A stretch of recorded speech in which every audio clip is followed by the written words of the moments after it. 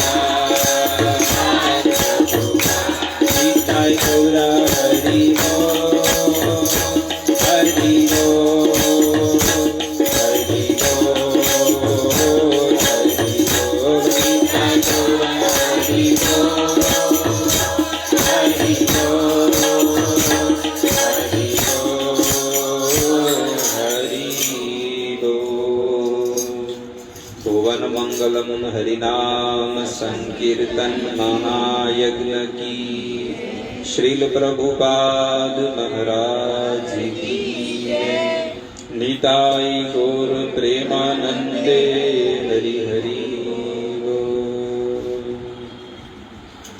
ओम नमो भगवते वासुदेवाय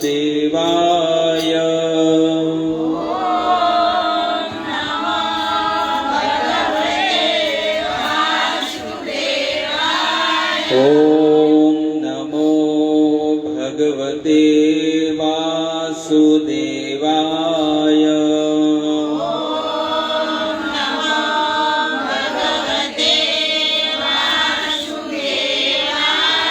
ओम नमो भगवते वासुदेवाय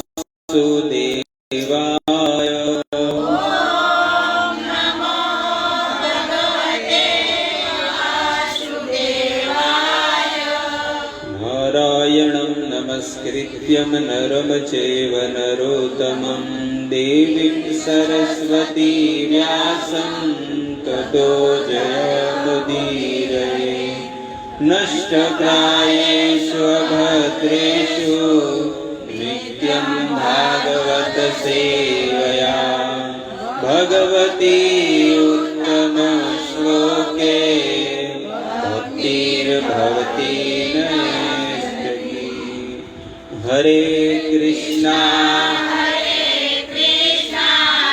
कृष्णा कृष्णा हरे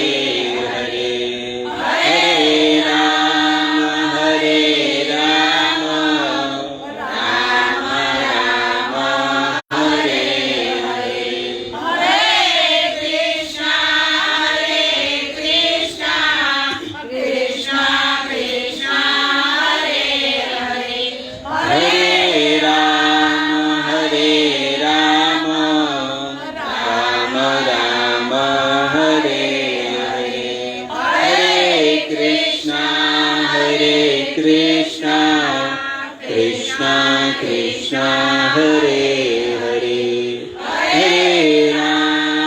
हरे राम राम राम हरे हरे।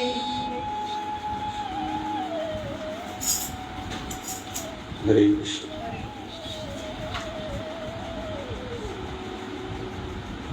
तो આજના આ કાર્યક્રમમાં ઉપસ્થિત બધા વૈષ્ણવોનું હાર્દિક સ્વાગત છે। આજે આપણે બધા આ સ્થાન ઉપર બેસીને આપણે બધા પવિત્ર બન્યા છીએ। ઘરે બેસીને પવિત્ર ન બની શકીએ, પણ જ્યાં હરિ સત્સંગ ભગવાનનું કીર્તન થતું હોય ને ત્યાં માણસે જગ્યા શોધીને બેસી જવું જોઈએ. આ બુદ્ધિમાનના લક્ષણ છે. કોઈ કહે ને કે બુદ્ધિમાન કોને કહેવાય, તો લોકો એમ કહે કે ભાઈ પૈસો કમાય ને એ બુદ્ધિમાન કહેવાય. લોકો એવો વિચાર કરતા હોય છે. કોઈ એવો વિચાર કરે કે છોકરાઓને મોટી ડિગ્રીઓ પ્રાપ્ત કરીને નોકરી ધંધે લગાડે ને એને કહેવાય બુદ્ધિમાની. પણ સાચો બુદ્ધિમાની એ વ્યક્તિ છે કે જેને હરિ સત્સંગ અને ભગવાનનું કીર્તન મળતું હોય ને એ સાચામાં સાચો બુદ્ધિશાળી વ્યક્તિ છે અને એનો લાભ આપણને મળી રહ્યો છે. જે જગ્યા ઉપર સતત ભગવાનના કીર્તન થતા હોય ને, જે સ્થાન ઉપર ભગવાનનું નામ લેવાતું હોય, આપણું વેદ કે છે, શાસ્ત્ર કે છે કે એ રહેવાવાળા તો ગોકુળવાસી બની જાય છે, પણ એ સ્થાન પણ જો આપણે છોડીને જતા રહીશું ને, એ સ્થાનમાં પણ આપણી જગ્યામાં પણ જો કોઈ રહેવા આવી જાય ને એનું જીવન પણ ધન્ય ધન્ય બની જાય છે. એટલી પવિત્ર જગ્યા એ બની જાય છે. શિવજી એક સ્થાન ઉપર જ્યારે એક સ્થાન આવ્યું એટલે શિવજીએ દંડવત પ્રણામ કર્યા. એટલે શિવજી જ્યારે દંડવત પ્રણામ કર્યા એટલે પૂછવામાં આવ્યું, પાર્વતીજી પૂછે કે અહીંયા તો કોઈ ભજન કરતું નથી, તો તમે શું કામ અહીંયા દંડવત પ્રણામ કરો છો? એ કે અહીંયા પહેલા કોઈએ ભજન કરેલું છે, આ સ્થાન ઉપર અહીંયા કોઈએ ભજન કરેલું છે એટલે આ જગ્યા પવિત્ર છે. ઘણા લોકો નહીં કહેતા કે અમે આ જગ્યામાં આવ્યા ને એટલે અમારું સારા દિવસો થયા, પૈસે ટકે બધી રીતે, ને કે પેલી જગ્યામાં થોડું ઓલું હતું. એટલે સ્થાનનો પ્રભાવ પડે છે. એટલે ગમે જેવી સંસારમાં પરિસ્થિતિ આવી જાય પણ આપણા ઘર આંગણે અઠવાડિયામાં એકવાર ભજન રાખવા જોઈએ, કીર્તન રાખવા જોઈએ. ગમે જેવી પરિસ્થિતિ આવે, ઘરવાળા વિપરીત હોય, પરિવારવાળા વિપરીત હોય, દેવતાઓ પણ આપણાથી વિપરીત હોય, પણ આપણે આપણો ધર્મ ન ચૂકવો જોઈએ. સાંજ પડતા પડતા કોઈ દારૂ પીતો હોય ને એને સાંજ પડતા પડતા શું જોવે? અને ભક્ત હોય એને સાંજ પડતા પડતા શું જોઈએ? હરિનામ. કે મારે આટલા મેં લીધા છે અને આપણે કે કાંઈ વાંધો નહીં, કાલ લેશું. કાલ કોને જોયું છે? એટલે કે છે કે લોકોને ઘરની અંદર દરેક વ્યક્તિને ઈચ્છા હોય છે કે મારા ઘરમાં કોઈ પણ પ્રકારનું યુદ્ધ ન થાય. યુદ્ધ ખબર પડે? યુદ્ધ ઘરમાં યુદ્ધ થતા હોય છે. સાસુ વહુને થાય, દેરાણી જેઠાણીને થાય, ઊંચા પરિવારમાં થાય અને નીચા પરિવારમાં થાય. દરેક જગ્યાએ થાય છે, પણ અમુક જગ્યાએ ઢાંકીને રાખે, અમુક જગ્યાએ ખુલ્લા જેમ તલવારો બધું કરતા હોય પડી.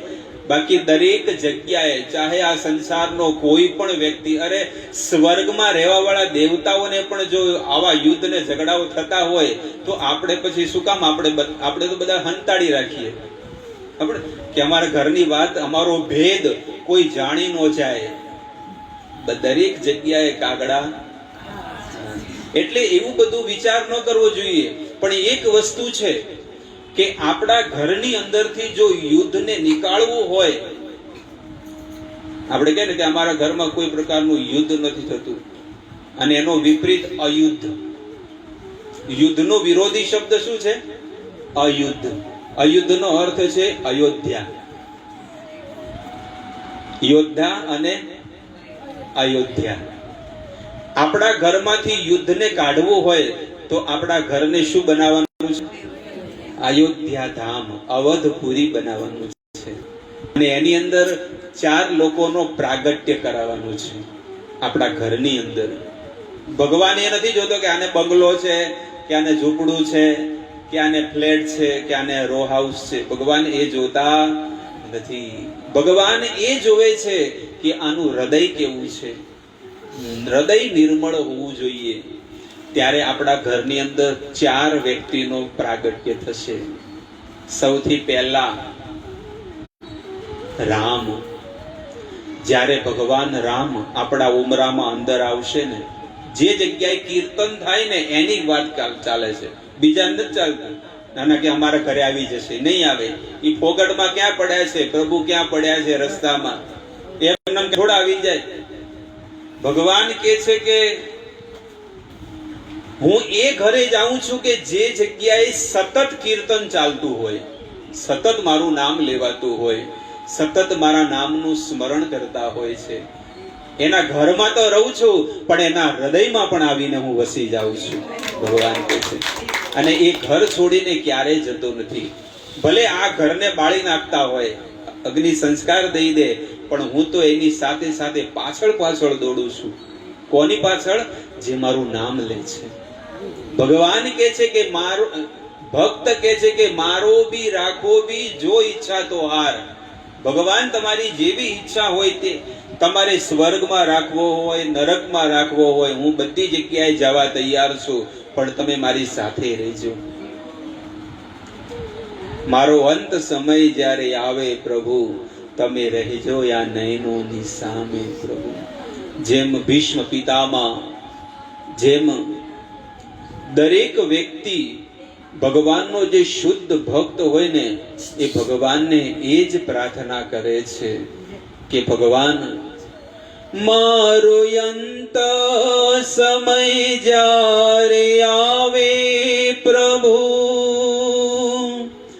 તમે રહેજો યા નયનોની સામે પ્રભુ. મને મેવા મળે કે ના મળે, મારે સેવા તમારી કરવી છે. મને મુક્તિ મળે કે ના મળે, મારે ભક્તિ તમારી કરવી છે. ભગવાનનો ભક્ત આ પ્રાર્થના કરે છે કે મને મેવા એટલે કે મોટો ફ્લેટ મળી જાય, ગાડીઓ મળી જાય, સારું ટીવી, ફર્નિચર ને બધું, નોકરી ધંધા મોટા, એને કહેવાય મેવા. આ સંસારના જે રહેવાના મેવા છે, પણ એ રહેવાના નથી. મને મેવા મળે કે ના મળે, કદાચ તમે મને સંસારનું સુખ આપો કે ન આપો, મને એની કોઈ ચિંતા નથી. એના માટે હું ભજન નથી કરતી. હું ભજન એટલા માટે કરું છું પ્રભુ, આ ગોપીઓ કહે છે કે હું ભજન એટલા માટે કરું છું કે મારા ભજનથી એક ઘડી પણ જો તમને સુખ મળી જતું હોય ને, તો આ મારું ભજન સિદ્ધ બની જશે, સાર્થક બની જશે. બસ મારી બીજી કોઈ ઈચ્છા નથી. મારી એક જ ઈચ્છા છે કે હું મારા ભજનથી તમને પ્રસન્ન કરું, તમને હું સુખી કરું. આ આખા જીવનનો સાર છે, આખી ભક્તિનો સાર છે. જેટલા વર્ષ તમે ભજન કર્યું એનો આ સાર એક જ છે કે આપણા કાર્યથી ભગવાનને સુખ મળવું જોઈએ. ભગવાનને કહે છે કે બધા માટીના પૂતળાઓ બનાવ્યા છે, મને વિસરીને, મને ભૂલીને આ જગતમાં દોડ દોડ કરે છે બધા માયામાં. જેમ રેસિંગમાં ઘોડો કેમ દોડતો હોય, એમાં જગતના બધા ગાંડા બની ગયા હતા, એટલે એને ઊભા કરી દીધા. રો હવે ઘરમાં પેક કરી દીધા. હવે એવી ભગવાનની ઝાપટ લાગી છે ને કે હવે બધા સુધરી ગયા. સુધરી ગયા એટલે એમ તો સુધર્યા થોડા છે, પણ આમ થોડાક આમ ગાડી ઊભી રાખી, થોડી ઢીલા પડી ગયા. હારું હવે કરવું હું, હારું કંટાળી ગયા. એટલે ભગવાન કે આ તો પહેલો તમાચો પડ્યો છે, હજી તો ઘણા પડશે. આ તો નમૂના છે ખાલી. ભલે આપણા 100 વર્ષના જીવનમાં આપણે ન જોયું હોય, પણ આ તો નમૂનો છે. ભગવાન કે છે તમે લોકો એમ કહો છો ને કે ભગવાન ભગવાન કાંઈ નથી, હું ભગવાન છું પોતે, તો મેં તમને દેખાડી દીધું. મારે ભગવાન બનવું નથી, પણ તમે લોકો ભગવાન બની ગયા છો ને તમને શીખવાડવું છે કે તમે ભગવાન નથી. હું ભલે ભગવાન રહ્યો, પણ હું મારા ભક્તોનો હું દાસ છું. એટલે ભગવાન કહે છે કે મને વટ નથી કે ના હું ભગવાન છું. જો ભગવાન હું હોત ને, મને વટ હોત ને, તો હું અર્જુનનો રથ ન ચલાવત. એ જા તું કોકને રાખી લેજે, નો કહી દે. પણ ભગવાન કહે છે હું એવો નથી. હું મારા ભક્ત સુદામાના ચરણ હું ધોઉં છું મારા હાથે. આવી લીલાઓ કરીને ભગવાન દેખાડે છે. અને એવું નહીં કે બીજાને જોવાય જો હું ચરણ ધોઉં છું, એવું પણ નથી. હૃદયથી સમર્પિત છે ભગવાન. એને જો કોઈ ભગવાનને જમાડે ને તો એ કર્માબાઈની ખીચડી પણ ખાય છે. હા, ભગવાન કહે છે કે પ્રેમથી જે મારું ભજન કરે આ જગતમાં પણ એ વ્યક્તિ સુખી રહે છે. અને જ્યારે આ ખોડિયું છોડશે એટલે મારા દ્વાર હંમેશાની માટે એના ખુલ્લા છે. એટલે ડરવાની કોઈ જરૂર નથી પ્રભુ. હરે કૃષ્ણ કૃષ્ણ કૃષ્ણ હરે હરે, હરે રામ. તો પહેલું કે જે સ્થાન ઉપર શિવજીએ પ્રણામ કર્યા તો પાર્વતી પૂછે છે કે અહીંયા તમે કેમ પ્રણામ કર્યા? એ કે અહીંયા પહેલા કોઈએ ભજન કરેલું હતું. આગળ ગયા એટલે શિવજીએ ફરીથી પ્રણામ કર્યા. આપણી જેમ ઉભા ઉભા નહીં, પણ દંડવત પ્રણામ કરીને પાર્વતી વિચાર કરે છે કે આજે તો આ ભોળાનાથ નું શું થઈ ગયું છે? ખસકી ગયું. વારે વારે બધે ઈ કે અહીંયા શું છે કે ત્યાં તો ચલો કે ત્યાં તો કોક ભજન કરે, અહીંયા છે શું? ઈ કે અહીંયા કોક ભજન કરવાનો છે, અહીંયા કોક ભજન કરવાનો છે. એટલે આ જગ્યા પહેલેથી પવિત્ર બની ગઈ છે. ફરીથી આગળ શિવજી ગયા અને આગળ શિવજી ગયા અને ફરીથી પ્રણામ કર્યું કે નક્કી આજે કંઈક થઈ ગયું છે. ધતુરો પીધો છે, શું થયું છે કઈ ખબર નહીં, બધા લોકો નહીં કહેતા. એટલે પાર્વતી વિચાર કરે છે કે આજે કંઈક થઈ ગયું છે શિવજીને, કે અહીં ત્યાં હતો અહીંયા હતો ને અહીંયા શું છે? એ કે અહીંયા ભવિષ્યમાં કોક ભગવાનનું ભજન કરવાનું છે. 10,000 વર્ષ પછી એક જીવાત્મા આ સ્થાન ઉપર ભજન કરીને આ જગ્યાને પવિત્ર કરશે. એટલે આ જગ્યા પહેલેથી પવિત્ર છે. એટલે ભજનનો ઘણો પ્રભાવ પડે છે આપણા શરીરમાં, આપણા ઘરમાં અને આપણા પરિવારમાં. ભજનનો ખૂબ પ્રભાવ પડે છે. અને તમે વિચાર કરો કે જે દિવસથી આપણા ઘરમાં કે આપણા કાયામાં, આ કાયાથી આપણે ભજન શરૂ કર્યું હશે, ભગવાનનું નામ લેવાનું, અને તમે અનુભવ કરો કે તમારા જીવનમાં કેટલો પરિવર્તન આવ્યો હશે ભક્તિમાં, પરિવારમાં કેવા સંસ્કારો આવ્યા હશે. એટલે ઘરની અંદર ભગવાનનું પ્રાગટ્ય કરવું હોય, ભગવાનને આમંત્રણ દેવું હોય તો કીર્તન થવું જોઈએ.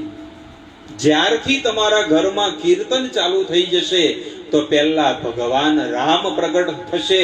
અને જેવા ભગવાન રામ પ્રગટ થશે તો તમારા ઘરની અંદર મર્યાદા આવી જશે.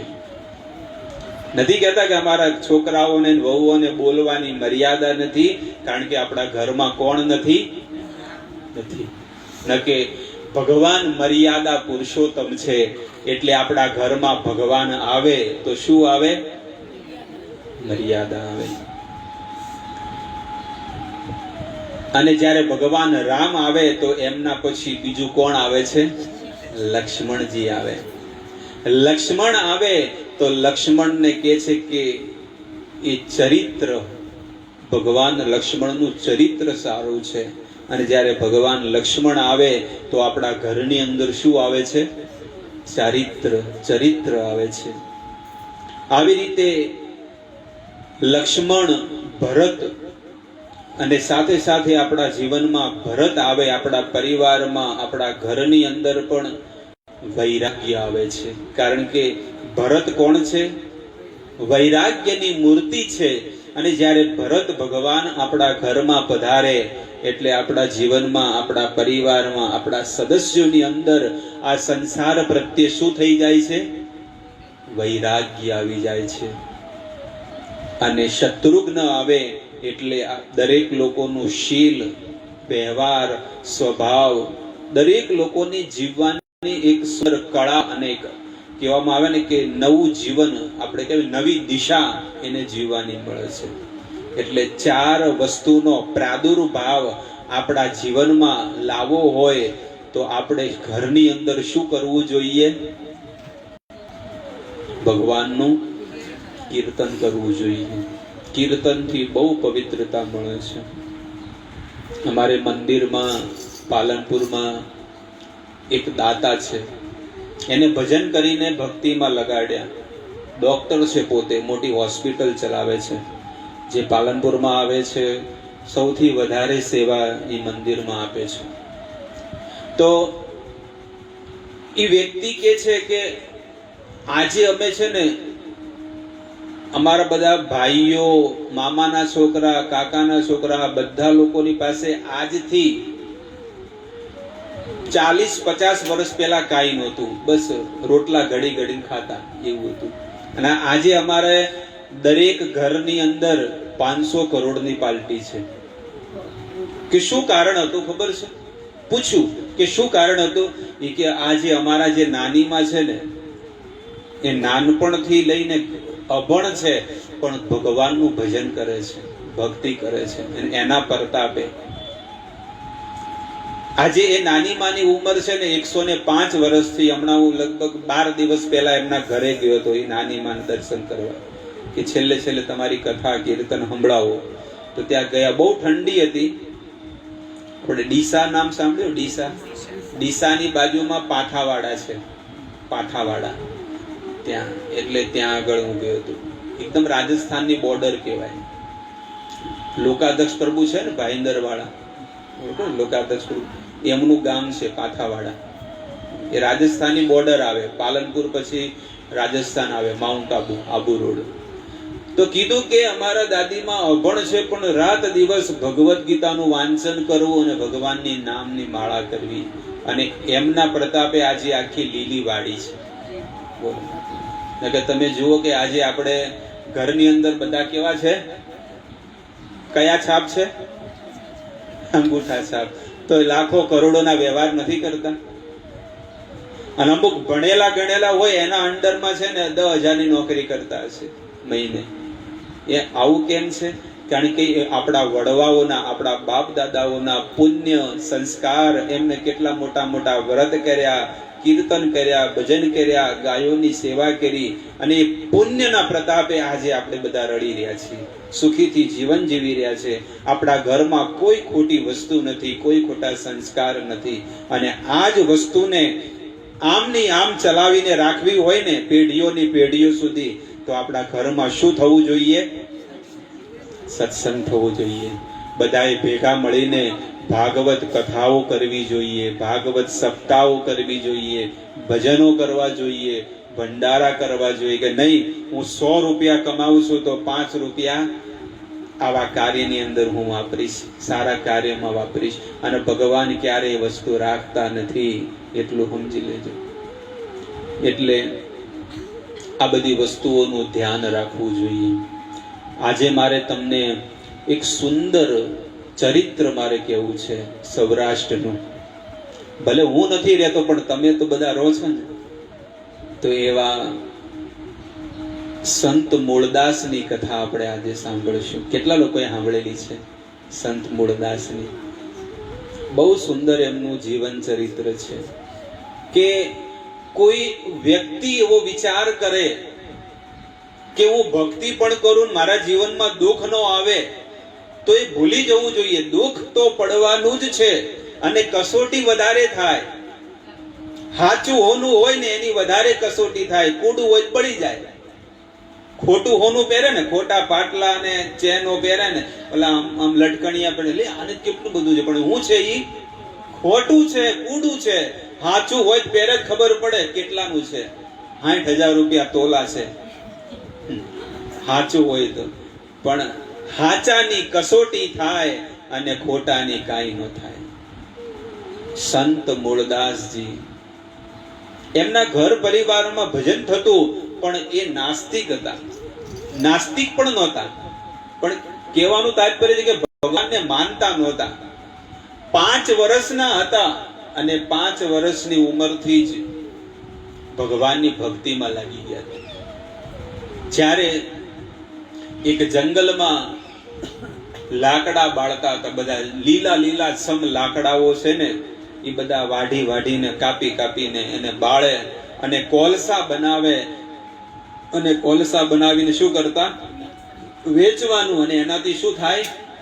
એમનો ઘર પરિવાર સાચવે બધા ચલાવતા. કેટલાય બેજાન જીવો પંખીડાઓ બધા મર્યા. સાધુ સંતો બધા જંગલના માર્ગે જઈ રહ્યા હતા ને એ દીકરાને જોયો કે બેટા તું આ શું કરી રહ્યો છે, કેટલું મોટું પાપ કરી રહ્યો છે કે ભીખ માગીને પછી આપણું ઘર ચલાવે એના કરતા હું ધંધો કરીને કરું છું. એ પણ ભલે કે તું ધંધો કરીને જ કરતો હોય, પણ કેટલા લોકોને તું મારી રહ્યો છે, આ કેટલાનું પાપ તને ચડશે. ત્યારે એમનું નામ મૂળજી હતું. મૂળજીભાઈ કે તારી આ કપાળની લલાટ કે છે કે તું જેવો તેવો આત્મા નથી, તું દિવ્ય આત્મા છે અને ભવિષ્યમાં તું બહુ મોટું કાર્ય કરીશ. ક્યાંના હતા? અમરેલીના હતા. સંત મૂળદાસજી અમરેલીના હતા. અને એમને એ વાતને છે ને થોડીક હૃદયમાં તો બેઠી. એમને રોજ જ્યારે પણ હોય ત્યારે સત્સંગમાં જતા રહેતા. એમના વિવાહ થઈ ગયા. ધીરે ધીરે 10-12 વર્ષ 15 વર્ષના થયા તો એમના વિવાહ પણ થઈ ગયા. અને જ્યારે વિવાહ થયા ત્યારે જ એમને ખબર પડી કે જીવનમાં કાંઈ નથી, માત્ર ને માત્ર પાપ કર્મ છે. માણસ બીજું કાંઈ નથી કરતો, રચી રચીને પાપ કરે છે. સુખદેવ ગોસ્વામી રાજા પરીક્ષિતને પણ એ જ કહે છે, દિવાચાર્થે હયા રાજન કુટુંબ ભરણેન વા. કે છે કે દિવસે પૈસા કમાવામાં માણસ પાપ કરે અને રાત્રે પરિવારની અંદર માણસ પાપ કરે છે. તો રાત દિવસ ગૃહસ્થ જીવનની અંદર રહીને માણસ 24 કલાક પાપ કર્મ કરતો રહે છે અને હરિને ભજતો નથી. એટલે એ માણસ ભવબંધનમાં હજી ફસાતો જાય છે, ફસાતો જાય છે. આપણને અત્યારે ખબર નહીં પડે, પણ જો આપણે ભજન નહીં કર્યું હોય ને તો છેલ્લી ઘડીએ જ્યારે પથારીમાં પડ્યા હશું ને આપણને રોવાનું પણ નહીં આવે. આપણને એમ થશે કે હાય રે, કેટલું મારું દુર્ભાગ્ય છે કે મને આટલો સુંદર કાયા આપી ભગવાને, હારા પરિવારમાં જન્મ આપ્યો, સંતોની ભૂમિમાં જન્મ આપ્યો અને મેં પ્રભુનું નામ ન લીધું. ધિક્કાર છે આ કાયાને, ધિક્કાર છે આ પરિવારને કે જેને મને આટલું સુંદર કાયા મળી પણ મને ભક્તિ કરવાની ઈચ્છા ન થઈ. ત્યારે તો પછી તો પેલું કે છે ને, ફિર પછતાને સે ક્યા જબ ચીડિયા ચૂપ ગઈ ખે. પછી પછતાવાથી શું થાય? આમ તો જોતરે જોતામાં દિવસો વયા જશે. આ ગંગા સતીએ, એક સાસુએ પોતાની વહુને પાનબાઈને આ ઉપદેશ આપેલો છે કે આમને આમ વહુ બેટા તમારા દિવસો, કોઈ હાહુ આપે છે ઉપદેશ? પણ એ ગંગા સતીએ આપેલો છે. ક્યાં આગળ આપેલો છે? કયું ગામ છે એમનું? સમઢિયાળા, ભાવનગરની બાજુમાં આવ્યું. એ એવા એક પહેલા સાસુ થયા કે પોતાની વહુને કહે છે, કારણ કે એમનો દીકરો એકદમ જમ જેવો હતો. ભક્તના ઘરે આવી દશા થાય? ભગવાન દેખાડે છે કે કોઈ ચિંતા મત કરો, જો તમારા ઘરમાં તમારાથી કોઈ વિરુદ્ધ હોય ને તો તમે એમ જ સમજી લેજો કે મારી ઈચ્છાથી તમારા ઘરમાં આવો વિરોધી વ્યક્તિ બન્યો છે, કારણ કે તમારી આસક્તિ એમાં ન થાય. તમને જો દીકરામાં ને ધણીમાં ને ઓલામાં ને ઓલીમાં આસક્તિ થઈ જાય તો તમે ભજન ન કરી શકો. એટલે કહે છે કે ગંગા સતીને દીકરો એવો થયો. ન કે કોઈ વિચાર ન કરે. ઘણા લોકો કે જો આટલું ભજન કરે છે, આના ઘરે આવો ડાકુ જેવો છોકરો થયો.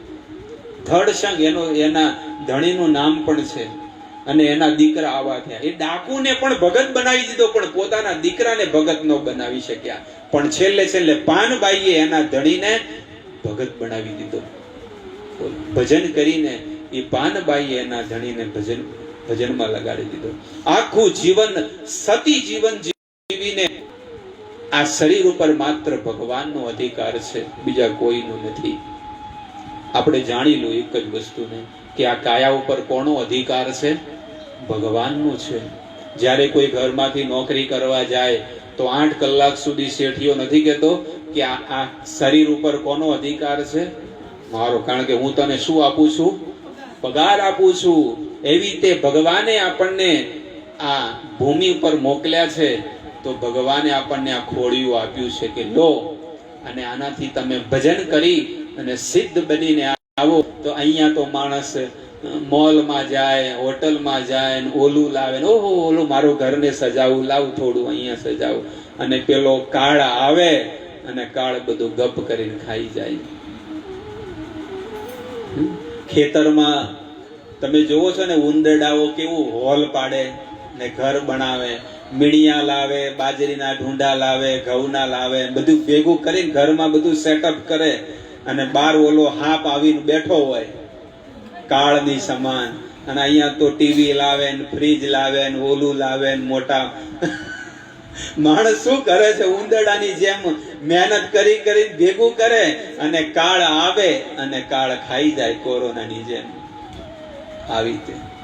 એટલે તો કે છે ને, એ કોણ જાણી શકે કાળને રે, સવારે કાલ કેવો થશે, હે તારા મોટા મોટા બંગલા રે, મોટર ને ગાડી વાડી.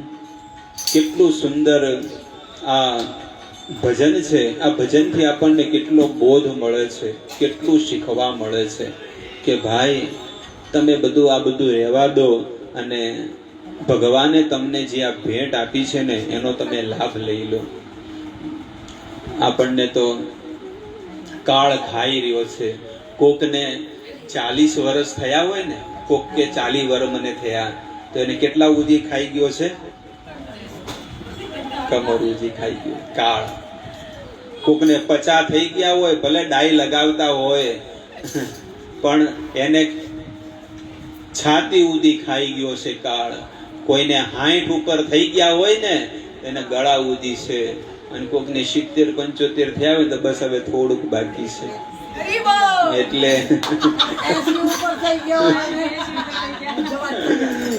એટલે કે છે કે ભજન સિદ્ધ કરી લો, ભજન કરીને સિદ્ધ કરી લો, ભજન કરીને સિદ્ધ કરી લો. ક્યારે સમય આ કાળની થપાટ પડશે અને એક જ ઝટકામાં છે ને, એક જ ઝટકામાં તમે કદાચ તમે છે ને બપોરે 1 વાગે મરી ગયા, સાંજ પડતા પડતા ખોળિયું નહીં મળે, કાઢી નાખશે. હવે તો લોકો રાતના કાઢી નાખે છે. પહેલા તો રાહ જોતા કે હવાર પડે ને ત્યારે હવારમાં રાતના નો, હવે તો રાતના કાઢી નાખે છે. 12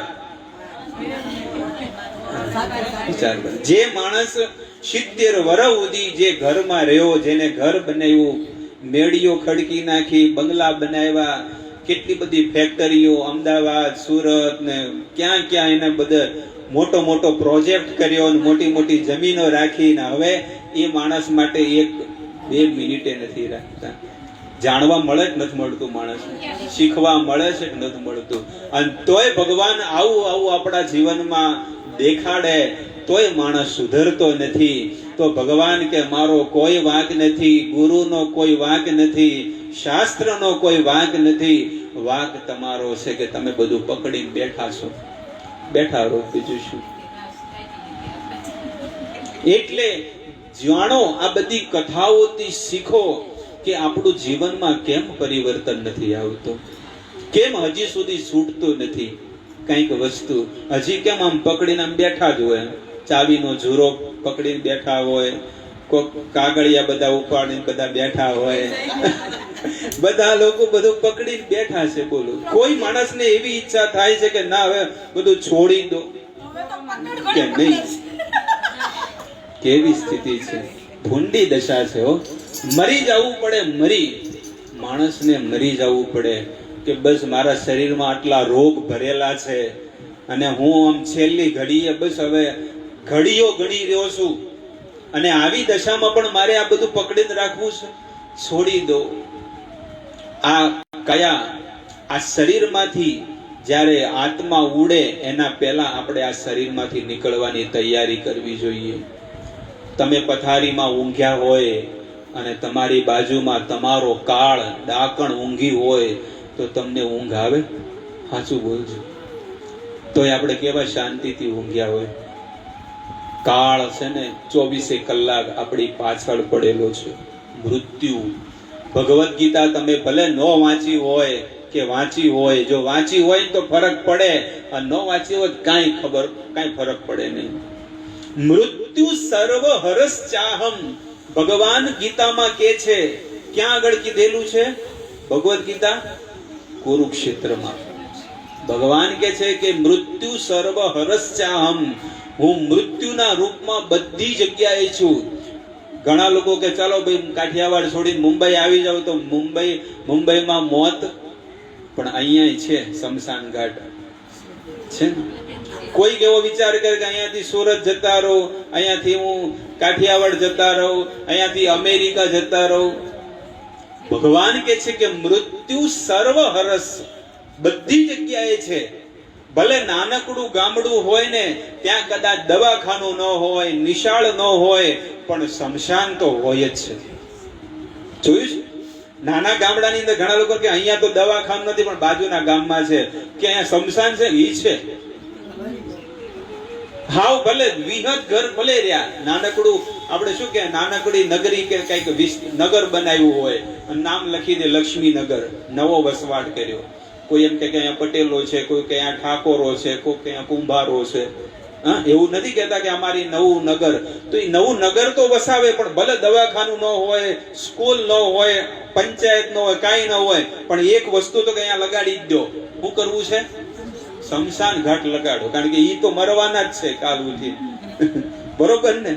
એટલે કે છે કે મૃત્યુ સર્વ હરસ ચાહમ, મૃત્યુ બધી જગ્યાએ છે અને તમારી પાછળ દોડી રહ્યું છે. બસ દોડી જ રહ્યું છે.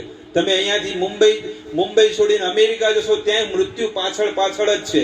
એને વિઝા કાઢવાની જરૂર નથી, તમારી પાછળ જ છે, વાહે જ છે. તમે 100 ની સ્પીડે જશો ને, ઈ તમારે 100 ની સ્પીડે ભાગશે તમારી પાછળ, પણ તમને છોડશે નહીં. એટલે ભગવાન કહે છે કે સતત મારું કીર્તન કરો, સતત મારું નામ જપ કરો. એ મૂળજી માંથી સંત મૂળદાસ બની ગયા. પત્નીને છોડી દીધી, માતા પિતાને છોડીને એ સંત જેને નાનપણમાં જે ઉપદેશ આપ્યો હતો ને, એ સંતને ફરીથી દર્શન થયા. કારણ કે અવારનવાર સંતો તો આવતા હોય ને, એ સંતના દર્શન કર્યા અને કીધું કે મને તમે બોધ આપો, મારા ગળામાં કંઠી બાંધો અને મને દીક્ષા આપો. મારે ભક્તિ કરવી છે, મારે હરિને જાણવા છે. હરિને જાણવા એટલા સહેલા નથી ભાઈ, તું પાછો ફર ઘરે. ભગવાન કઈ એમનેમ સસ્તા થોડા છે કે તને મળી જવાના છે. એટલે ઈ સંત મૂળદાસજી કે છે કે હવે હું બધું છોડીને આવ્યો છું. એટલે કે છે કે મૂળજી માંથી તારે મૂળદાસ બનવું પડશે. ઈ કે દાસ તો બનવા આવ્યો છું, સેવક બનવા આવ્યો છું. આટલા દિવસ તો હું સ્વામી બનીને રહ્યો, પણ હવે મારે શું બનવાનું છે? દાસ બનવું છે. દાસ તો તું બનીશ, પણ આ સંસારના લોકો તને બહુ મેણા મારશે, તને ગાળો બોલશે. એ સહન કરવાની શક્તિ હોય તો જ ગળામાં કંઠી બાંધજે, ન કે હજી હાલતો થા, હજી તારી પાસે સમય છે. ઈ કે બધું છોડી દીધું હોય ને ભક્તિ કરવી હોય તો લે આ જોડી અને આખા ગામમાં ફરી વળ. આજે તારી ખબર પડશે. અમુક લોકોએ ગાળોએ બોલીને, અમુક લોકો આપ્યું બધી જગ્યાએ. જેમ આપણે ભગવદ્ ગીતા લઈને જઈએ, કોક કે આ હું હાલી નીકળ્યા છો.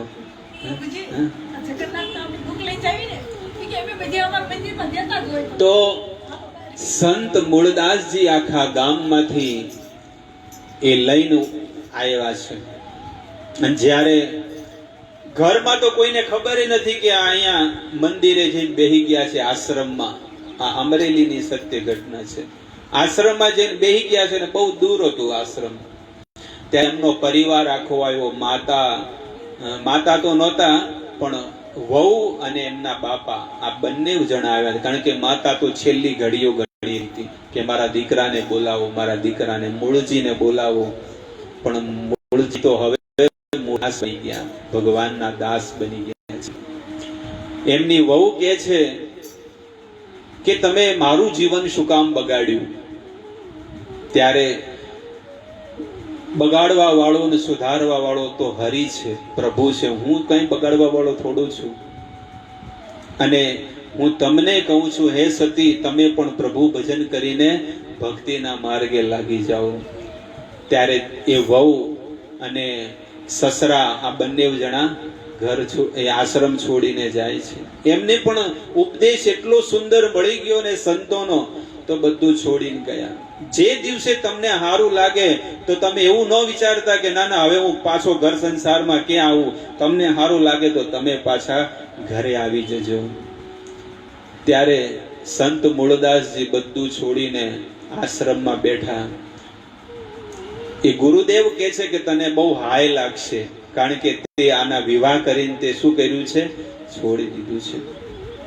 ત્યારે ગુરુજીને એટલી જ વસ્તુ કહે છે, હાય લાગે કે જે લાગે, હવે મારે જે માર્ગ મેં પકડી લીધો છે એ માર્ગ હવે છોડવો નથી.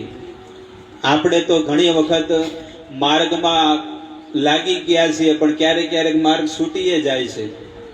એટલે આપણામાં એ દ્રઢ વિશ્વાસ નથી. રૂપ ગોસ્વામી એક સંત થઈ ગયા, આચાર્ય, અને એ સંત કે છે કે જ્યારે તમે ભક્તિમાં આવો તો ભક્તિમાં છે ને ઉત્સાહ હોવો જોઈએ. ઉત્સાહાત નિશ્ચયાત ધૈર્યાત, ધીરજ પણ રાખવી જોઈએ અને ઉત્સાહ પણ રહેવો જોઈએ. કાંઈ હજી કાંઈ ફરક પડતો નથી. 10 વર્ષથી એકની એક જ માળા ઘસી ગઈ, પણ આ કાંઈ ઘસાણું નહીં. લોકો એવું વિચાર કરતા હોય ને કે માળા કરી કરીને હું માળાના મણકા ગહાઈ ગયા, પણ કોઈ ફરક પડતો નથી. ગુરુદેવને એ પ્રશ્ન પૂછવામાં આવ્યો કે આટલા વર્ષો થઈ ગયા, ભજન કરીએ પણ હજી સુધી કઈ ફરક કેમ નથી પડતો? ત્યારે ગુરુદેવ એ જ વસ્તુ કહે છે કે તમે ભક્તિમાં ટક્યા, તમે હજી સુધી ભક્તિમાં ટકી રહ્યા છો, ભગવાનની સેવા કરો છો, તમારા હૃદયમાં વૈરાગ્ય છે, ભક્તિ છે. આ જ સાચા ભક્તિના લક્ષણ છે. બાકી કેટલાય આયા ને કેટલાય ભક્તિમાં જતા રહ્યા. આ ભક્તિમાં ટકી રહેવું એ જ સૌથી મોટી ભક્તિ છે. આ સાચો પ્રેમની નિશાની છે, ગુરુદેવ કહે છે. એટલે ભક્તિ, એવો ન વિચાર કરો કે ભક્તિ કરો એટલે આમ ભગવાન પ્રત્યે બહુ રોવાનું થઈ જાય અને પછી ફાટેલા કપડાં પહેરીએ અને બીજું કાંઈ ગમે જ નહીં. એવું કાંઈ નથી હો. ઘણા લોકોને એવું કે ભક્તિ કરે ને એટલે કે આમ બહુ રોવાનું થઈ જાય ને કાંઈ ગમે નહીં, મારે તો ખાવું નથી. નહીં, એવું નથી. ભક્તિ એને કહેવાય કે તમારો સમય થાય એટલે તમે ઉઠીને માળા કરવા માંડો, તમારો સમય થાય એટલે તમે ભાગવત વાંચો, તમારો સમય થાય એટલે તમે ભગવાનની સેવા કરો છો. એ જ તો ભક્તિ છે. એમાં કઈ બીજું કઈ નવું કઈ આવે નહીં. 11 આવે એટલે તમે 11 કરો, તમારો સમય આવે કે ના હવે 3:30 થઈ ગયા છે તો તમે તમારા સ્થાને આવીને બેસી જાઓ. એ જ ભક્તિ છે. એ વસ્તુ બીજું કાંઈ છે નહીં. આમાં કઈ ભક્તિ ને કઈ શિંગડા ન હોય કે ના આવું હોય ને આવું હોય, ભગત આવો હોય, એવું કાંઈ નહીં. ભક્તિ એને કહેવાય કે ભગવાનના હરેક નિયમોનું પાલન કરે, એ ભગવાનનો શુદ્ધ ભક્ત છે. અને ભગવાનના ધામમાં આ જ વસ્તુ કરવાનું છે. ભગવાનના ધામમાં પણ ભજન જ કરવાનું છે, હરિને યાદ કરવા, સ્મરણ કરવું. સંત મૂળદાસજીને એમના ગુરુદેવે આશ્રમ સોંપી દીધો કે લો આજથી આ આશ્રમ તમારો, તમે સંભાળો, મારો નથી. ગુરુદેવ આ આશ્રમ તમારો જ છે, પણ હું અહીંયા સેવા કરીશ દાસ બનીને. એટલું ભજન કર્યું, એટલું ભજન કર્યું સંત મૂળદાસજીએ. ભગવાનનું એટલું નામ લીધું ને, એ ભગવાનના મૂર્તિમાંથી, વિગ્રહમાંથી ભગવાન પ્રગટ થઈને એ મૂળદાસજીને એટલા શુદ્ધ ભક્તિના સંસ્કાર આપી દીધા. એટલું ભજન સિદ્ધ થઈ ગયું.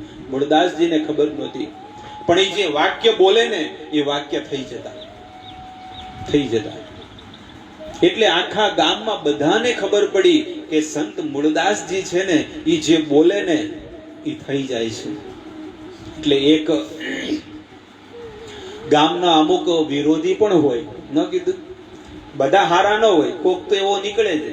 એટલે એ કોક વ્યક્તિ કે આને હવે છે ને કે થોડોક મેથી પાક એવું કંઈક કાર્ય કરીએ કે આનું નામ ખરાબ થઈ જાય અને બધા ગામમાંથી આને બહાર કાઢી નાખે.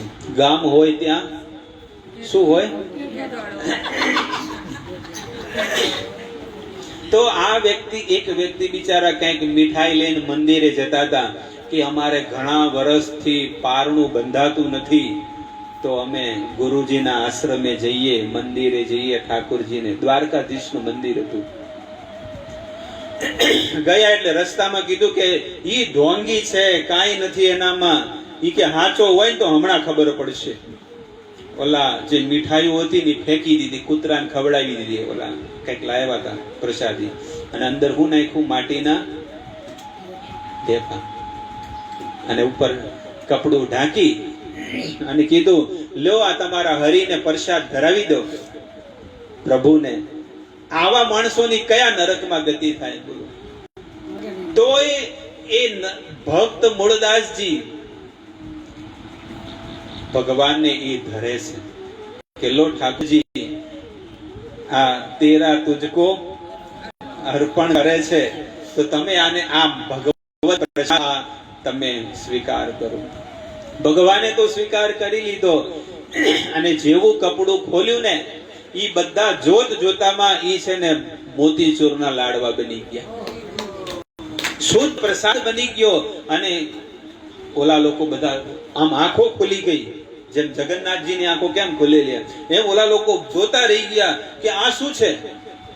અને જેણે માટીના ઢેફા નાખ્યા હતા ને એ ચરણોમાં પડી ગયો કે હું તો તમારી કસોટી કરવા આવ્યો હતો. ત્યારે સંત મૂળદાસજી કહે છે કે આ જગતમાં કોઈની કસોટી કરવા મત જાજો, કે કસોટી કરવા આપણે જશું ને તો આપણે ફેંકાઈ જશું. એટલા માટે કોઈ દિવસ કોઈની પંચાતે આપણે કરવી નહીં.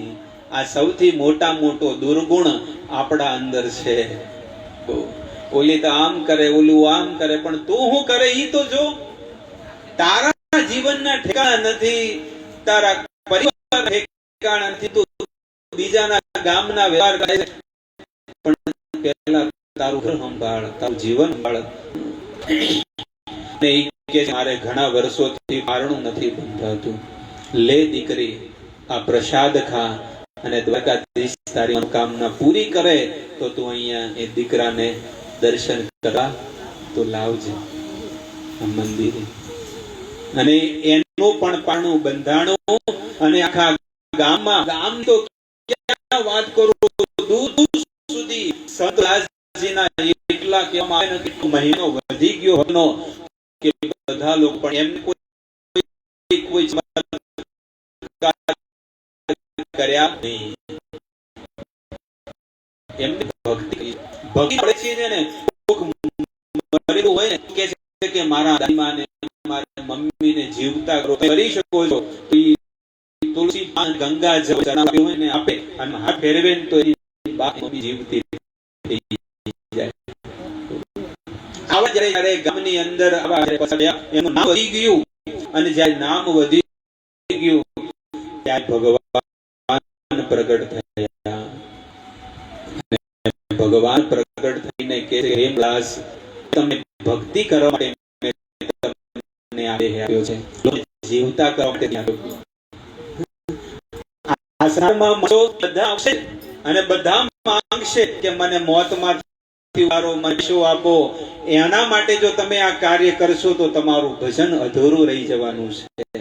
એટલા માટે તમે મારું ભજન કરો. મેં તમને સિદ્ધિ આપી, ભક્તિ આપી, બધું આપ્યું, કારણ કે તમે નિસ્વાર્થ ભાવથી મારું ભજન કરો છો. મૂળદાસ ભગવાન પ્રગટ થઈને દ્વારકાધીશ કહે છે, જો તમારે પ્રાણ બચાવવા હોય તો પ્રાણની જગ્યાએ પ્રાણ દેવા પડે. ભવિષ્યમાં પણ જો તમારે કોઈ ઘટના ઘટે તો તમારે તમારા પ્રાણ દઈને પણ તમે બચાવી શકો છો. હું તમને આશીર્વાદ આપું છું. ત્યારે સંત મૂળદાસજી જીવનમાં મેં બહુ અજ્ઞાન, મને તો ભગવાનને પ્રાર્થના કરે છે કે મારા મનમાં કોઈ આવો વિચાર નથી, પણ હવે ક્યારે હું આવું કાર્ય, બસ હું ભજન કરીશ, ભંડારા કરીશ ને તારી ભક્તિ કરીશ, બીજું કઈ. સંત મૂળદાસજી આવી રીતે ભજન કરે છે. ભજન કરીને કેટલાય લોકોને સાધુ સંતોને મળે છે. એક ગામની એક ઘટના નામ હું ભૂલી ગયો. સંત મૂળાજી જેમ ભગત કામ ધંધો હતા ત્યારની એક ઘટના છે. એમના ગામમાં એક બ્રાહ્મણ પરિવાર રહેતો હતો. પરિવાર અને એના કંઈ નહોતું ખાવા પીવા માટે, કાંઈ જ નહીં.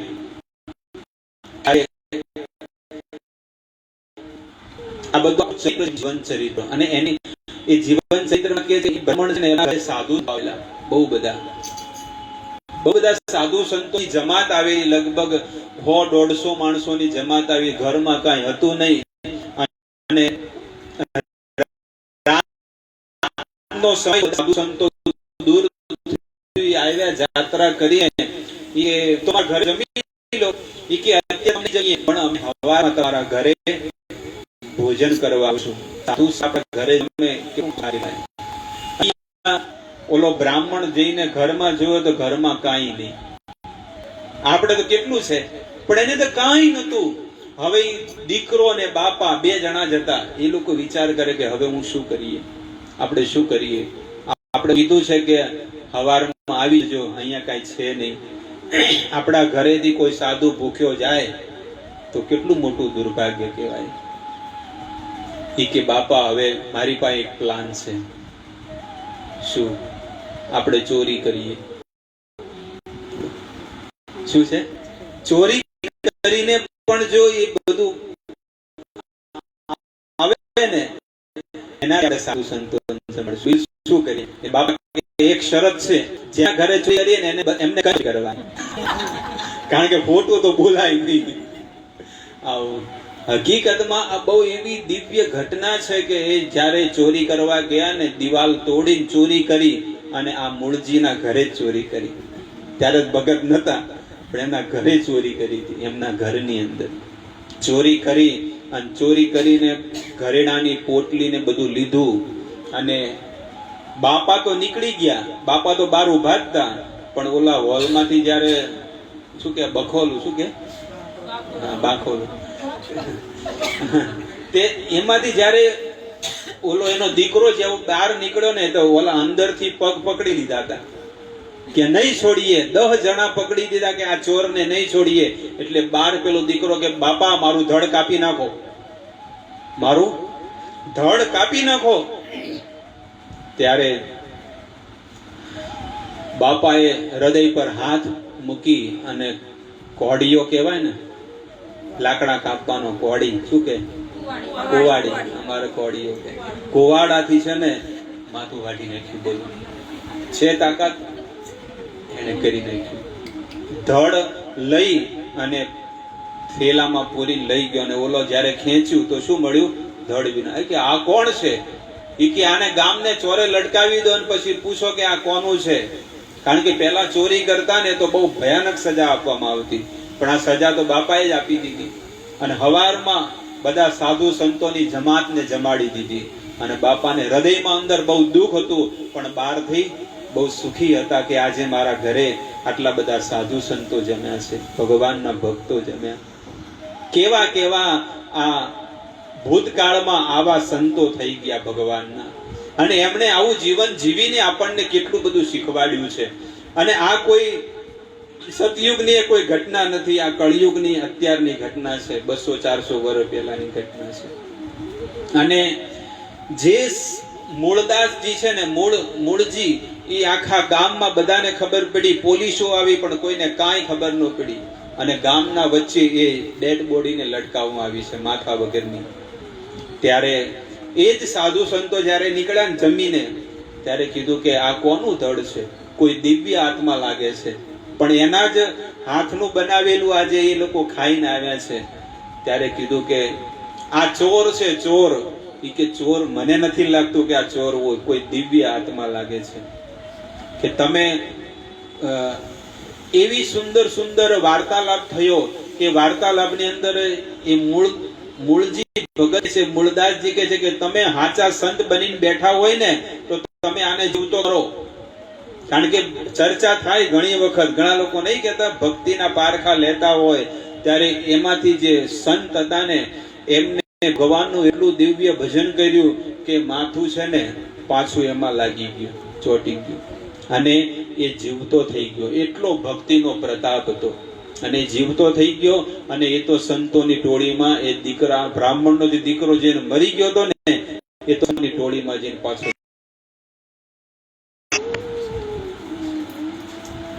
હરે કૃષ્ણ. આવું પધારો.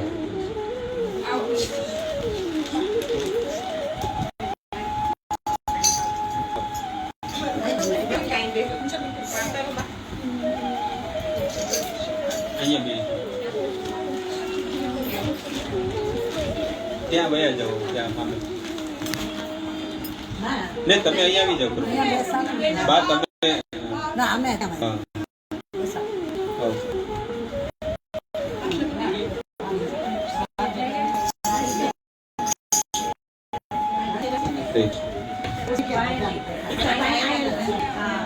તો મૂળદાસજીને પણ એ ભક્તિનો વૈરાગ્ય લાગ્યો અને એ ભક્તિના માર્ગે લાગી ગયા હતા.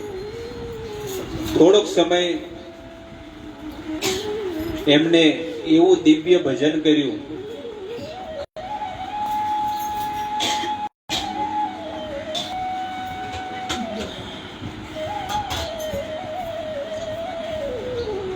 સંત મૂળદાસજી એવું દિવ્ય ભજન કર્યું અને ભજન કરીને રાત દિવસ એ આશ્રમને કેવી રીતે આગળ વધે, ભક્તિ આગળ વધે અને આપણો ધર્મ આગળ વધે, રાત દિવસ મહેનત કરતા. સવારમાં વહેલા ઉઠીને સાધના કરવી, ભક્તિ કરવી. એક સમયની ઘટના છે કે એક કુંવારી દીકરી હતી અને એ દીકરીને ગર્ભવતી હતી અને એને ગર્ભમાં સંતાન હતું પણ એ છે ને તળાવમાં જઈને પડીને આત્મહત્યા કરવા જઈ રહી છે.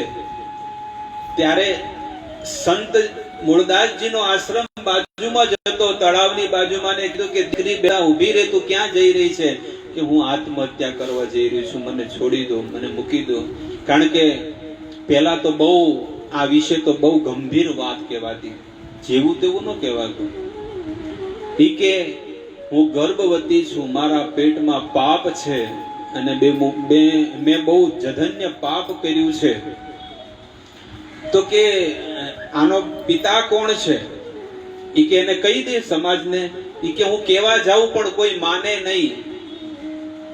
એટલે કે તો કે આનું નામ, પિતાનું નામ ખબર પડી જાય તો કે કાંઈ વાંધો નહીં. તો કે મારું નામ આપી દેજે બેટા. કે આ કોનો દીકરો છે? સંત મૂળદાસજીનો દીકરો છે. તમને ભક્તિના લોકો છે ને, ભક્તિના નામે તમને લોકો કહેશે કે આ ધટિંગ કરે છે, નાટક કરે છે, ભલે ગમે તે કરતા, પણ મારું નામ દઈ દેજે. અને કોઈ આશરો નહોતો, એને આશ્રમે લાવ્યા અને આશ્રમે લાવી અને એને 9 મહિના જ્યારે થયા, એને ડિલિવરી થઈ, એને દીકરીનો જન્મ થયો અને દીકરીનું નામ પણ રાખ્યું રાધા. એ દીકરીનું નામ રાખ્યું રાધા, સંત મૂળદાસજીએ. અને આખા ગામના લોકો બધા કહે છે કે આ ભલે ચમત્કાર કરે, ગમે તે કરે, પણ આજે તો ખબર પડી ગઈ છે કે આને બહુ ખોટું કામ કર્યું છે અને આપણા ગામનું નામ ખરાબ કરી રહ્યો છે. ઈ કે હું કરીએ હવે? કારણ કે અમુક બીજા જે હોય ને એ માણસો ચડાવે અને આ ધર્મને નષ્ટ કરવાના લક્ષણો છે. બધા લોકો ભેગા મળીને એ સંત મૂળદાસજીને બહુ મારે છે. એક સંતની ઉપર જ્યારે અત્યાચાર થાય તો ધરતીમાં અને ભગવાનથી સહન નથી થતું. સાચા સંતની વાત છે. કોઈ ડટિંગ કરતું હોય, ઢોંગ કરતું તો વાત અલગ છે. ઓલી દીકરી તો છેલ્લી ઘડીએ મરી જાય છે કે મારા પેટમાં પાપ છે, પણ એમનું નથી કેવા જાય એટલી ઘડીમાં તો એ જે દીકરી છે મરી જાય છે અને એને એક નાનકડી દીકરી થાય, એનું નામ રાધા પાડવામાં આવે છે. સંત મૂળદાસજી કહે છે કે હું આના અંતિમ સંસ્કાર કરીને આશ્રમ ખાલી કરીને જતો રહીશ. અરે એના તો સંસ્કાર થાય પણ પહેલા તારા કરવાના છે. અને બધા આખું ગામ ભેગું મળી અને આશ્રમને બધાએ ઘાસલેટ નાખીને બાળવાનો ચાલુ કર્યું કે આજ આશ્રમમાં આને બાળી નાખો બધાએ. આ તો વર્ષો પહેલાની ઘટના છે. અને બાળવા જેવા જાય ને આખી આગ લાગે, જેમ લંકામાં આગ લાગી હતી ને એ એમના આશ્રમમાં પણ એવી આગ લાગી. કારણ કે પહેલા તો લકડાના હતા ને આશ્રમો બધા, આગ લાગી પણ ભગવાનથી ન રહેવાનું ને એવો સુંદર ચમત્કાર કર્યો કે આખો આશ્રમ ઓલવાઈ ગયો. એટલું મોટી આગ લાગી. ત્યારે ગામ લોકોને ખબર પડી કે આ સંત સાચા છે. જો ભગવાને જો પ્રગટ થઈને કર્યું હોય, નક્કી આ બીજા કોઈની ચાલ છે. ત્યારે એમની જે ઓલી પત્ની હતી ને, જે ઘર છોડીને ગયા, એ પત્ની પણ આવી હતી કે તમને એવા મારામાં એવી કઈ વસ્તુ ન દેખાણી કે તમે આવું ખોટું કામ કર્યું. એની પત્નીને પણ વિશ્વાસ ન આવ્યો. ત્યારે સંત મૂળદાસજી કે છે, આ તો જેવી પ્રભુની ઈચ્છા, ભગવાનની જે ઈચ્છા, જેવી રીતે ભગવાન નચાવતા હોય એવી રીતે આપણે નાચવાનું છે. યશ પણ આપે અને અપયશ પણ આપે, જીત પણ આપે અને હાર પણ આપે. હાર આપે તો હારી ન જવું જોઈએ, અને જીત આપે તો એવું ન વિચાર કરવું જોઈએ કે મેં કર્યું છે. જે પણ કાર્ય કરે એ ભગવાન કરી રહ્યા છે, આપણે માત્ર કઠપુતળીની જેમ નાચવાનું છે. બસ આપણા જીવનમાં એક લકીર બનાવી દો કે મારે ભગવાનની જે ઈશારે નચાવે એમ મારે નાચવાનું છે, જીવન જીવવાનું છે, બીજું કાંઈ નથી. સંત મૂળદાસજીએ એ દીકરીને એમની પત્નીને આપી દીધી, અને એમની પત્ની પણ છે ને એ આશ્રમમાં રહી અને ભજન કરવા માંડ્યા. બોલો, પત્ની પણ આજે એને ખબર પડી ગઈ કે મને એવા ધણી મળ્યા છે કે આજે ભગવાનના શુદ્ધ ભક્ત મળ્યા, સંત મળ્યા, અને બંને જીવન એવું સુંદર જીવવા માંડ્યા છે. એમના આશ્રમમાં જીવ જંતુઓ બધા લોકો રહે ને તો બધાની સેવા કરતા. એવું નહીં કે આને કૂતરાની ન કરે, બધા લોકોની સેવા પણ કરતા. ત્યારે એમના આશ્રમમાં એક બિલાડીએ છે ને 4 બચ્ચાઓને જન્મ આપેલા. 4 બચ્ચાઓને જન્મ આપ્યા બિલાડીને. પણ એ બિલાડીની માં મરી ગઈ. રાણાના એ દીકરીના લગ્ન તો કર્યા છે, લગ્ન કર્યા, દીકરી તો સાસરે વહી ગઈ. પણ ઓલી સાસુ કે છે કે કરિયાવરમાં તો શું લાવી છે? એ કે મારા બાપુ તો કાંઈ, એ તો સાધુ છે અને મને ગમે તે કરીને ઉછેરીને એને મોટી કરી છે, કરિયાવરમાં તો કાંઈ નથી. તો રોજનું દુઃખ મળે. એક દિવસ શું કર્યું, એને અંદર ચૂલામાં રોટલા થીપતી હતી ને, રોટલા બનાવી દીધો, અંદર ચૂલામાં શું કર્યું, માથું નાખીને બાળીને મારી નાખી. અને એનો જ છોકરો પછી ઉપાડીને એને ત્યાં લાવે છે. પણ સંત મૂળદાસજી કે છે, સંત મૂળદાસજી કે છે કે મારે હવે છે ને સમાધિ લેવી છે. ત્યારે એમની પત્ની કે છે કે તમારી સમાધિ ભલે થાય પણ એના પહેલા મારી સમાધિ કરવી છે, કારણ કે હું સતી થઈને મરવી, મારી ઈચ્છા છે. ત્યારે એમની પત્નીની ત્યાં સમાધિ કરવામાં આવે છે અને એમની પત્ની સમાધિ થઈ ગઈ. સંત મૂળદાસજીને અમુક જ અઠવાડિયા કે દિવસોની ઘટના છે કે એમના આશ્રમમાં જે બિલાડી ઓલી મરી ગઈ હતી ને એને જીવતી કરવામાં, કારણ કે એમના છોકરા બધા જે નાના બચ્ચા છે ને રઝળતા થઈ જાય છે. બધા ગામના લોકો, આજુબાજુના બધા લોકો આવ્યા કે ગુરુદેવ તમે આવું ન કરો, પણ નહીં, મારે આની માને જીવતી કરવી છે. અને મને કીધું છે કે આના પ્રાણ બચાવવા હોય તો મારા પ્રાણ દેવા પડશે. એક જીવને બચાવવો હોય તો બીજા જીવને જીવ દેવો પડશે. આવું મને કીધું છે. હું મારો જીવ સમાધિ આપીને. ત્યારે ઓલી બિલાડીના બચ્ચા તો રડી રહ્યા છે અને ઓલી બિલાડી મરી છે. સંત મૂળદાસજી ગંગાજળ ચરણામૃત એને પીવડાવીને હાથ ફેરવી અને ઓલી બિલાડી જીવતી કરી દીધી. જીવતી કરી દીધી અને એના બચ્ચાઓ એવી રીતે પ્રેમ કરે છે. સંત એટલો આનંદ આવી ગયો કે મારા જીવથી જો આનો પરિવાર ને આનું જીવન સુધરી ગયું, બીજું શું જોવે છે? એક જીવને મેં બચાવ્યો. અને પોતે પછી સમાધિમાં જઈ અને જીવ તો આપી દીધો એમનો, કે ભાઈ મારો તો મેં જીવ આને આપી દીધો છે. અને ત્યાં આગળ ઓલી દીકરી એની ડેડ બોડી લઈને પાછા આવ્યા. એનો જમાઈ કે મારી માએ આ કામ કર્યું છે, હવે તમે આને જીવનદાન આપો. ત્યારે સંત મૂળદાસજી કહે છે કે મેં તો મારો જીવ બીજાને આપી દીધો છે અને હવે હું સમાધિ લેવા જઈ રહ્યો છું. ત્યારે સંત મૂળદાસજીએ તો ભગવાનના મંદિરની સામે એ જ આશ્રમમાં જમીનની અંદર જેમ સીતાજી હમાઈ ગયા હતા, એમ સંત મૂળદાસજી જમીનમાં હમાઈ ગયા અને ઉપર ફૂલોની આખી કહેવાય ને કે આખો જેમ શું કહેવાય પથરાઈ ગયું હતું આખું ફૂલોનું, અને બધા લોકો રડવા લાગ્યા. અને આ એમના જીવનની ચરિત્ર છે. અમુક સમય થતા ઓલી દીકરી તો હજી સુતેલી જ છે, પણ ભગવાન સાક્ષાત મૂળદાસજીનું રૂપ બનાવીને પાછળથી આવ્યા અને કીધું, બેટા ઉઠ બેટા. ગંગાજળ સાડ્યું અને એને જીવતી કરી દીધી રાધાને, એની દીકરીને, અને કીધું કે તમે હજી હમણાં સમાધિ. સંત મૂળદાસજી કે છે કે મારું આ છેલ્લું કાર્ય હતું, હું પૂરું કરવા આવ્યો, પણ એ ભગવાન હતા અને કે હવે હું મારા રૂમમાં જાઉં છું. જેવા જે સંત મૂળદાસજીનો જે રૂમ હતો એ બંધ કર્યો અને દરવાજો જેવો તોડ્યો તો અંદર કાંઈ નહોતું. એ સાક્ષાત ભગવાન હતા. આવા સંતો આ જગતની અંદર થઈ ગયા. આ લગભગ 1-1.5 કલાકથી આ કથા એમનું જીવન ચરિત્ર ચાલી રહ્યું છે. એક ઘટનાઓ એવી છે કે સંત મૂળદાસજી જે ભગવાનના શુદ્ધ સંત બન્યા, ભક્ત બન્યા, પણ પહેલાનું જીવન એમનું જુઓ કે પાપમય જીવન જ હતું, પણ એમના જીવનમાં સાચા સંત આવ્યા, સાચા સદગુરુ આવ્યા, એમનું જીવન પરિવર્તન થયું ને. એટલે કે છે સાચા સદગુરુનું અહેસાસ છે લખરે આટાશે. આપણા જીવનમાં જો સાચા સદગુરુ મળ્યા હોય એમના વચન પર ચાલવું જોઈએ.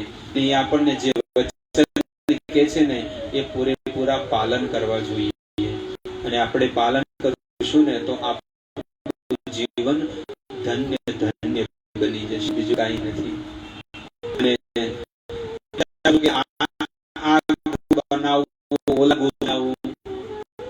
તો પછી શું થયું? આ જ્યારે કુવામાં પડવા ગઈ, તળાવમાં પડવા ગઈ, મારું નામ આપી દેજે. તો સંત મૂળદાસજીને જે ગુરુ બનાવેલા હોય ને એ બધા લોકોએ શું તોડી નાખ્યું હતું? જામનગરનો જે રાજા હતો એ એમને ગુરુ બનાવેલા હતા, એને કંઠી તોડી. પણ એ સંતને એમને ભક્તિનો સાચો માર્ગ બતાવ્યો. આવી રીતે ભક્તિના માર્ગે બધાને એમને લગાડ્યા. આ કેટલાય લોકો એમના માધ્યમથી કેટલાય લોકો ભગવાનને પ્રાપ્ત થઈ ગયા છે. તો સંત મૂળદાસજીનું આ જીવન ચરિત્ર મેં તમને સંભળાવ્યું, અને એમના જીવનથી ઘણી બધી વસ્તુઓ શીખવા મળે છે. ભક્તિ કરશું તો દુઃખ મળવાનું છે, પણ એ વિચાર કરીને આપણે વિચાર કરીએ કે ના હવે ભક્તિ નથી કરવી કે ઓછી કરવી છે, એવું નહીં. ભક્તિમાં હંમેશા ઉત્સાહ ઉમંગ રાખવો જોઈએ. ભલે હું મરી જાઉં, કોઈ પણ કાર્ય રીક્ષ વાળું કામ હોય ને તો માણસે કાર્ય કરવું જોઈએ.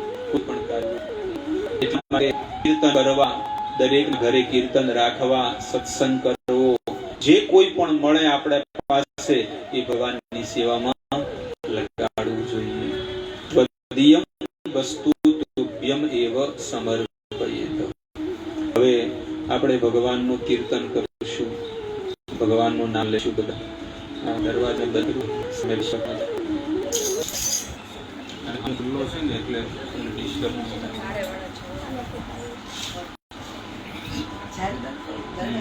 દરવાજો બંધ કરજો.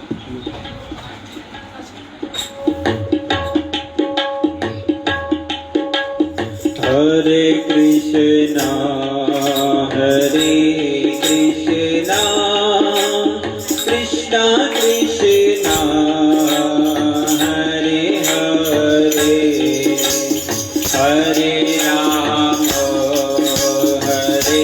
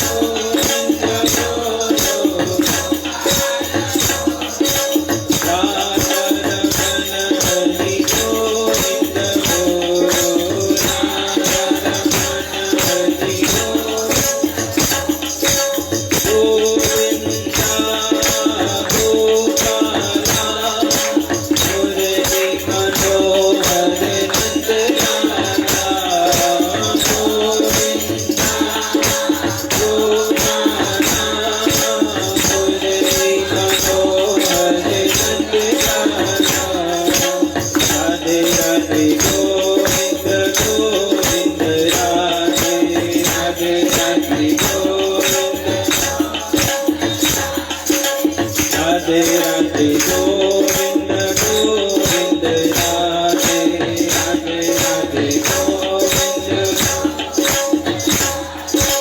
રાધે રાધે ગોવિંદ ગોવિંદ રાધે રાધે રાધે ગોવિંદ ગોવિંદ રાધે રાધે ગોવિંદ ગોવિંદ રાધે રાધે રાધે ગોવિંદ ગોવિંદ રાધે રાધે ગોવિંદ ગોવિંદ રાધે રાધે ગોવિંદ